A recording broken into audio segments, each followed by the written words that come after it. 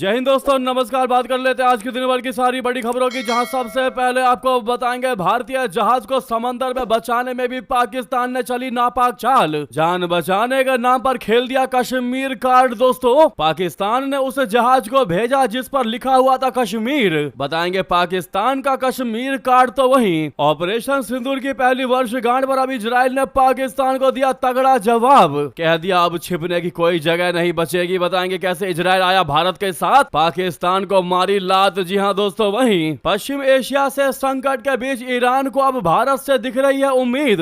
जल्द ही नई दिल्ली आ सकते हैं ईरानी एफएम अरागची। अमेरिका से तनाव के बीच उनका ये दौरा काफी अहम होने वाला है। दोस्तों, बताएंगे क्यों आने वाले हैं भारत के दौरे पर। वहीं दोस्तों, हॉर्मुज संकट से चमकी ग्वादर पोर्ट की किस्मत, पर वहां से उठ खड़ी हुई चीनी कंपनी। पाकिस्तान को नहीं मिल पा रहा एक फूटी कौड़ी भी। क्या है इससे जुड़ी खबर, एक से एक बेहतरीन जानकारी आपको बताने वाले हैं। बस आप वीडियो के अंत तक बने रहिएगा। और खबरों में आगे बढ़ने से पहले मानते हैं कि कश्मीर पूरा भारत का था, है और रहेगा, और जल्द ही अपना भारत पीओके भी लेकर रहेगा। तो वीडियो को लाइक करके, चैनल को सब्सक्राइब करके, बेल आइकन दबा के कमेंट में जय हिंद अवश्य कहिएगा। अब बात कर लेते हैं पहली सबसे बड़ी खबर की, जहां पर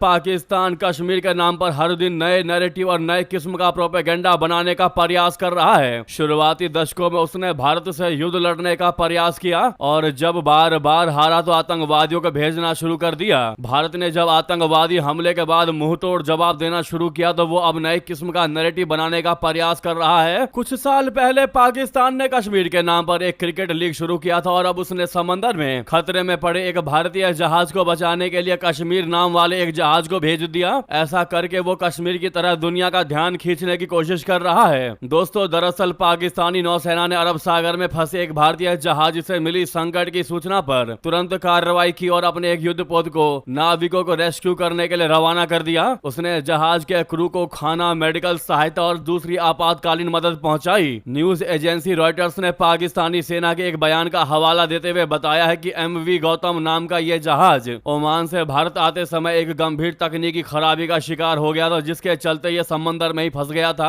एनडीटीवी ने राइटर्स के हवाले से जानकारी दी कि मुंबई में मौजूद maritime rescue and coordination centre ने जब इस्लामाबाद के अधिकारियों से संपर्क करके मदद मांगी, तो पाकिस्तानी नौसेना ने जहाज के क्रू, जिसमें 6 भारतीय और एक इंडोनेशियाई नागरिक शामिल थे, उन्हें बचाने के लिए सहायता अभियान शुरू कर दिया। इसके लिए पाकिस्तान ने पीएमएसएस कश्मीर नाम के जहाज को भेजा था। पाकिस्तान जानता था कि वो भारतीय जहाज के क्रू को बचा तो रहा है, इसीलिए इसकी इंटरनेशनल कवरेज तो होगी ही होगी। पूरी दुनिया में यह खबर फैलेगी कि हमने भारतीय जहाज को बचाया। ऐसे में क्यों ना इस पर कश्मीर कार्ड खेला जाए। तो उसने क्या किया दोस्तों, उसने पीएमएसएस कश्मीर नाम का जहाज भारतीय जहाज को बचाने के लिए भेज दिया, जिससे दुनिया में यह खबर फैल जाए कि पीएमएसएस कश्मीर ने उसको बचाया। पाकिस्तान का मकसद यह दिखाना होता है कि वे मानवीय हैं, लेकिन साथ ही वे कश्मीर जैसे नामों के जरिए अपने क्षेत्रीय दावों को बार बार वैश्विक चर्चा में लेकर आता है। पाकिस्तान सेना का मीडिया विंग आईएसपीआर शोर शराबा करने में माहिर है। वो सोशल मीडिया प्लेटफॉर्म एक्स और फेसबुक पर हजारों बोट अकाउंट्स के जरिए भारत विरोधी हैशटैग ट्रेंड कराता है। पाकिस्तान प्रायोजित इन्फ्लुएंसर्स वैश्विक मीडिया में भारत के खिलाफ लेख लिखते हैं और वीडियो बनाते हैं, ताकि दुनिया को यह लगे कि भारत में लोकतंत्र खतरे में है। इसीलिए पाकिस्तान की ऐसी हरकतों का पर्दाफाश होना जरूरी है, ताकि वो भारत के खिलाफ नैरेटिव सेट ना कर पाए। तो यह है पूरा कश्मीर कार्ड का गेम प्लान पाकिस्तान का, जो दिखा भी रहा है कि हम मदद भी कर रहे हैं और कश्मीर पर साथ साथ दावे का भी एजेंडा चला पा रहा है। आपकी इस पर क्या राय है दोस्तों? फिलहाल इस मुद्दे पर भारत से कोई भी प्रतिक्रिया सामने नहीं आई है। जो भी प्रतिक्रिया पहले सामने आएगी सबसे पहले आपको बताएंगे। रिक्वेस्ट है, वीडियो को लाइक करना मत भूलिएगा, सामने लाइक का बटन है, और कमेंट में लिख दीजिएगा कश्मीर भारत का था, है और रहेगा। जाहिर तौर पर लिखिएगा दोस्तों। वहीं आपको बता दे, उधर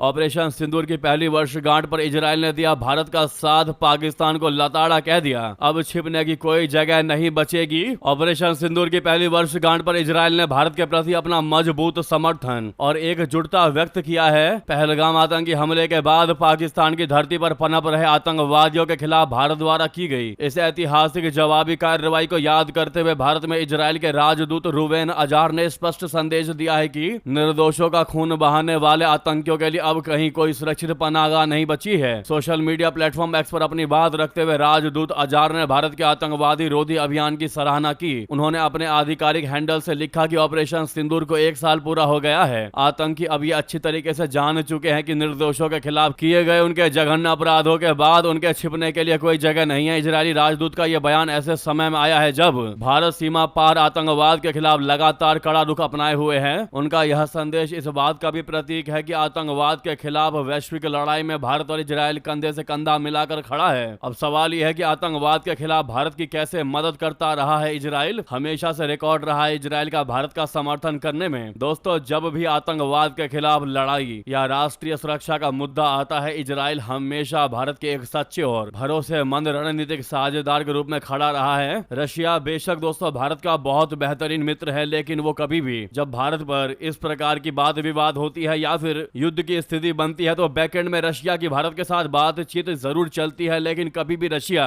ऐसे ओपनली आकर के भारत का समर्थन नहीं दिखाता। लेकिन वहीं इजरायल बिना सोचे समझे दोस्तों कह देता है कि भारत के लिए हम हमेशा साथ खड़े हैं, कंधे से कंधा मिलाकर खड़े हैं। अगर ये अटैक भारत पर हुआ तो हम पर अटैक माना जाएगा और हम भी इसका मुंह तोड़ जवाब देंगे। ये हमेशा से हिस्ट्री इजरायल का रहा है भारत के लिए, भारत के समर्थन में। तो ये फर्क है दोस्तों रशिया और इजरायल में भारत के लिए।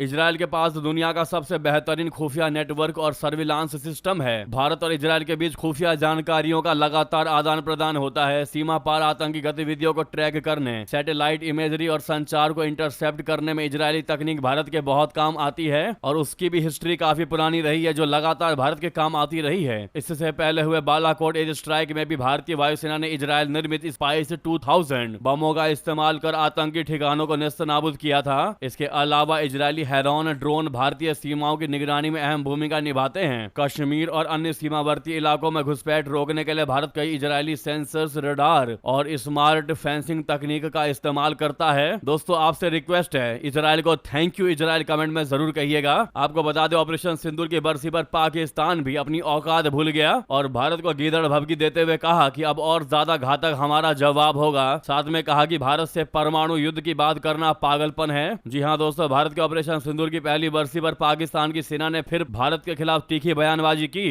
पाकिस्तानी सेना ने दावा किया है कि वो भविष्य में चुनौतियों से निपटने और किसी भी आक्रामकता का पहले से ज्यादा ताकतवर तरीके से जवाब देने के लिए अपनी सैन्य क्षमताओं को लगातार बढ़ा रही है। पाकिस्तान की सेना ने मारकाए हक की पहली वर्षगांठ पर बड़ा बयान जारी करते हुए कहा है कि वो भविष्य की चुनौती और किसी भी संभावित युद्ध से निपटने के लिए अपनी सैन्य क्षमताओं, आधुनिक तकनीकों और पेशेवर तैयारी को लगातार मजबूत कर रही है। पाकिस्तानी सेना ने पिछले साल भारत और पाकिस्तान के बीच हुए 4 दिन के सैन्य संघर्ष को मारकाए हक नाम दिया। यह संघर्ष उस समय शुरू हुआ था जब भारत ने ऑपरेशन सिंदूर के तहत पाकिस्तान अधिकृत कश्मीर में आतंकवादी ठिकानों पर बड़े हमले किए थे। वहीं पाकिस्तानी सेना के propaganda wing inter services public relations के director general lieutenant general Ahmed Sharif Chaudhry ने बोलते हुए पाकिस्तान की जीत का दावा किया। ऑपरेशन सिंदूर के दौरान अपनी जीत का दावा किया और कश्मीर का राग अलापा। साथ में उसने ये भी कहा कि भारत पाकिस्तान में परमाणु युद्ध की कोई गुंजाइश नहीं है। साथ में उसने ये भी कहा कि अगर कोई ये सोचता होगी 2 परमाणु हथियार वाले पड़ोसी देशों के बीच युद्ध की कोई गुंजाइश है तो वो पागल है। भारत के ऑपरेशन सिंदूर के जवाब में पाकिस्तान ने मारकाए हक नाम का ऑपरेशन सिंदूर पर जीत बताया था। वहीं इधर ऑपरेशन सिंदूर पर जयपुर में सेना ने बड़ा बयान देते हुए कह दिया कि अगली बार हम जवाब नहीं बल्कि पूरा युद्ध क्षेत्र ही भारत तय करेगा। प्रेस कॉन्फ्रेंस में deputy chief of army staff lieutenant general Rajiv Ghai, deputy chief of air staff air marshal Avdhesh Kumar Bharti सहित पूरे अधिकारियों ने स्पष्ट कर दिया कि अगली बार जवाब नहीं बल्कि पूरा युद्ध क्षेत्र भारत ही तय करेगा। अब बात करते हैं अगली सबसे बड़ी चौंकाने वाली खबर की, जहां पश्चिम एशिया संकट के बीच ईरान को अब दिख रही है भारत से उम्मीद। जल्द नई दिल्ली आ सकते हैं ईरानी विदेश मंत्री अब्बास अरागची। जी हां दोस्तों, ईरान के विदेश मंत्री अरागची अगले सप्ताह भारत दौरे पर आ सकते हैं। जी हां, मीडिया रिपोर्ट्स के मुताबिक ईरानी विदेश मंत्री 14 से 15 मई को नई दिल्ली में होने वाली ब्रिक्स विदेश मंत्रियों की बैठक में हिस्सा लेने के लिए भारत आएंगे। यह दौरा ऐसे समय में हो रहा है जब पश्चिम एशिया में अमेरिका और ईरान के बीच तनाव चरम पर है और और क्षेत्र में युद्ध जैसी स्थिति बनी हुई है। सूत्रों के मुताबिक ईरान जो है वो ब्रिक्स को केवल आर्थिक मंच नहीं बल्कि वैश्विक कूटनीतिक और रणनीतिक ताकत के रूप में देख रहा है। तेहरान चाहता है कि भारत की अध्यक्षता में ब्रिक्स पश्चिम एशिया संकट को शांत करने और क्षेत्रीय स्थिरता बनाए रखने में रचनात्मक भूमिका निभाए। रिपोर्ट के मुताबिक अरागची ने मार्च में भारत के विदेश मंत्री सुब्रमण्यम जयशंकर जी से बातचीत के दौरान भी ब्रिक्स की भूमिका पर जोर दिया था। ईरान ने कहा था कि मौजूदा हालात में ब्रिक्स जैसे मंच क्षेत्रीय और वैश्विक सुरक्षा बनाए रखने में अहम भूमिका निभा सकते हैं। भारत इस समय ब्रिक्स की अध्यक्षता कर रहा है और इसी साल नई दिल्ली में शिखर सम्मेलन आयोजित करने की तैयारी कर रहा है। विशेषज्ञों का मानना है कि संकट के इस दौर में ईरान का भारत से संपर्क बढ़ाना इस बात का संकेत है कि नई दिल्ली अब पश्चिम एशिया और वैश्विक कूटनीति में एक महत्वपूर्ण शक्ति के रूप में देखी जा रही है। ईरान पहले भी ब्रिक्स को पश्चिमी देशों के प्रभाव के विकल्प के रूप में मजबूत करने की बात कर रहा है। वहीं दोस्तों भारत की जमकर तारीफ की है ईरान ने। भारत के साथ ऐतिहासिक रिश्तों पर गर्व, मजबूत हो रहे संबंध ईरान ने बड़ी बात कह दी। बता दें ईरान के विदेश मंत्रालय के प्रवक्ता इस्माइल बघाई ने एक इंटरव्यू में यह बातें कही, भारत के साथ मजबूत होते रिश्तों की बात कही और कहा कि ईरान को भारत के साथ ऐतिहासिक संबंधों पर गर्व है। बघाई ने कहा कि भारत और ईरान के संबंध वर्तमान में और मजबूत हो रहे हैं। वहीं ये पूछे जाने पर कि क्या ईरान हॉर्मुज से गुजरने वाले भारतीय जहाजों पर कोई शुल्क लगाएगा, उन्होंने कहा कि ऐसी कोई योजना नहीं है। उन्होंने कहा कि हम किसी भी देश से शुल्क नहीं लेते, हम केवल अंतरराष्ट्रीय कानूनों के तहत अपनी सुरक्षा के लिए कदम उठा रहे हैं। उन्होंने कहा कि हम भारत के लोगों के बेहद करीब है, हमें भारत और ईरान के ऐतिहासिक रिश्तों पर गर्व है। दोनों ही देश गुटनिरपेक्ष आंदोलन का हिस्सा रहे हैं और दोनों देशों की सरकार संबंधों को और मजबूत करने के लिए प्रतिबद्ध है।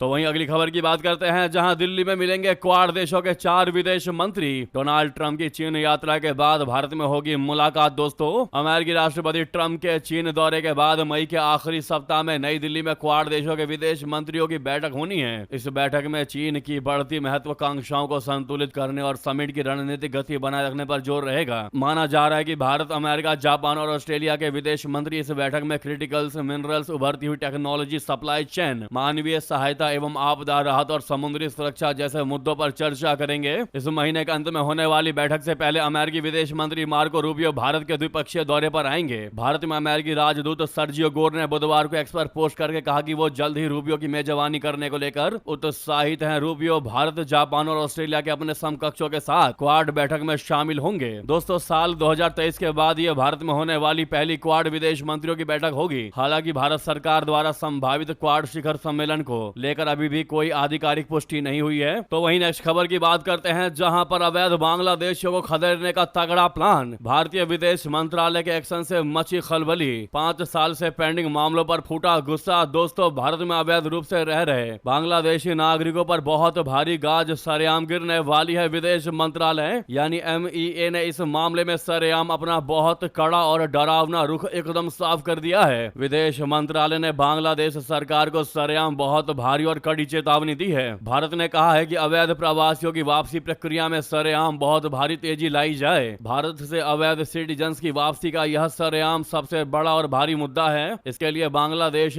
सरकार का भारी सपोर्ट सरेआम बहुत ज्यादा जरूरी है। नेशनैलिटी वेरिफिकेशन से जुड़े 2862 से भी ज्यादा भारी मामले बांग्लादेश के पास सरेआम पेंडिंग है। इनमें से कई मामले पिछले 5 साल से भी ज्यादा समय से सरेआम लटके हुए हैं। भारत की पॉलिसी अवैध विदेशियों को सरेआम वापस भेजने को लेकर एकदम स्पष्ट है। विदेश मंत्रालय के इस भारी बयान से अवैध घुसपैठियों में सरेआम बहुत बड़ी दहशत मच गई है। विदेश मंत्रालय ने साफ साफ कह दिया कि भारत में अवैध रूप से रहने वालों पर सरेआम भारी गाज गिरेगी। सभी अवैध विदेशी नागरिकों को कानून के तहत सरेआम वापस एकदम भेजा जाएगा। इसमें जरा भी सुनवाई नहीं होगी। इसके लिए निर्धारित लीगल प्रोसेस और बायलैटरल व्यवस्थाओं का सरेआम पालन होगा। अवैध नागरिक वापसी के इस भारी मुद्दे पर बांग्लादेश का सपोर्ट सरेआम जरूरी है। सरकार की इस कड़ी और डरावनी चेतावनी से घुसपैठियों में सरेआम भारी हाहाकार मचा हुआ है। दोस्तों ये अभी की सबसे बड़ी जानकारी थी। इस पर आपकी क्या राय है दोस्तों, अवश्य कमेंट करके बताइएगा। वहीं लगे हाथों वीडियो को लाइक करके, चैनल को सब्सक्राइब करके, बेल आइकन दबा के कमेंट में जय हिंद कह दीजिएगा। मिलते हैं अब आपसे अगली बेहतरीन खबरों में। यहाँ तक बने रहने के लिए आप सभी का बहुत बहुत धन्यवाद, बहुत बहुत आभार। साथ ही दोस्तों जहाँ पर भी आपका ग्रुप हो, व्हाट्सएप, फेसबुक चाहे एक्स पर, इस वीडियो का जितना ज्यादा हो सके शेयर कर दीजिएगा ताकि हर किसी को पाकिस्तान की कश्मीर पर नापाक चाल का पता चल सके। दोस्तों तो शेयर करना बिल्कुल मत भूलिएगा। जय हिंद, जय भारत।